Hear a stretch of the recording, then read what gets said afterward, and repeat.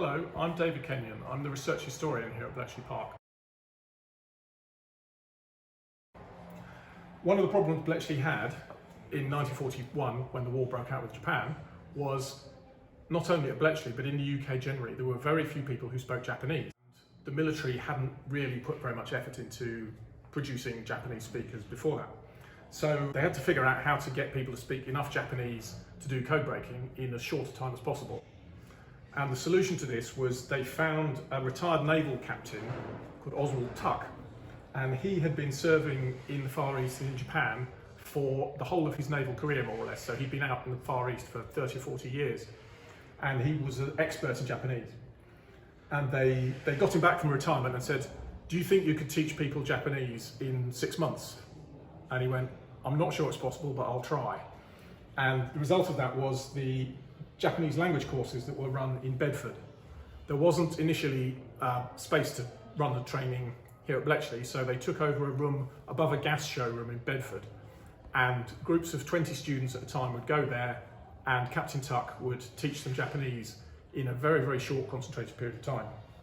They didn't learn all of Japanese. They didn't really need conversational Japanese. What they needed was the kinds of words that would be used in military messages and the sorts of things they were likely to identify when they were doing the code breaking.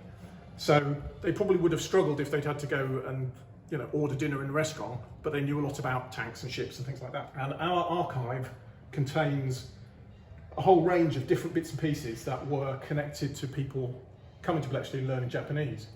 And some of those items we can see in here. We have a Japanese dictionary down here, which is a printed version.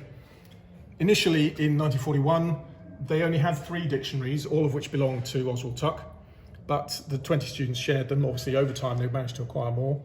In the middle here we have a vocabulary book, and this is handwritten, but you can see there are the various Japanese characters penciled in.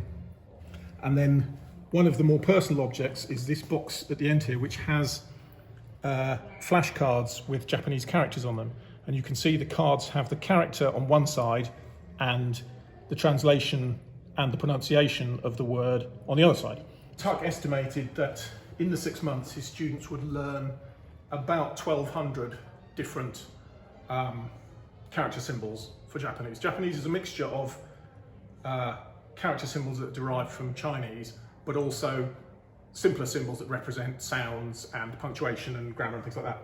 There are many thousands of them, but the students at Bletchley had to learn the first 1,200, or the 1,200 that were most relevant to their work. Over the course of the war, Tuck was able to run 11 6-month courses. The last one was actually in progress when VJ Day was declared, and students were still learning Japanese in preparation for that campaign continuing into the rest of 1945. They also ran a shorter course, believe it or not. They did a course that was only a month long here at Bletchley, and a number of Wrens, female naval personnel, and other Bletchley people took the really, really short course. One of the features of the code books that the Japanese used was that words were represented by numbers. So you had a 5-digit number that might represent the word ship, or it might represent aeroplane or a place or whatever. Actually, you could use the English word and match it to the number just as well as you could use the Japanese word. So you didn't actually need to know a huge amount of Japanese in order to do the code breaking. So the people who are doing that kind of work went on a very, very short Japanese course indeed.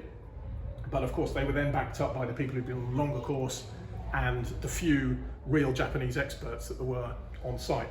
And actually some of the students who didn't know any Japanese before learnt with Tuck and then did code breaking work during the war, and then became so interested in Japanese language and culture that they went on to be academics studying Japan after the war. And there are several university professors from after the war whose experience with Japanese started above the gas showroom in Bedford.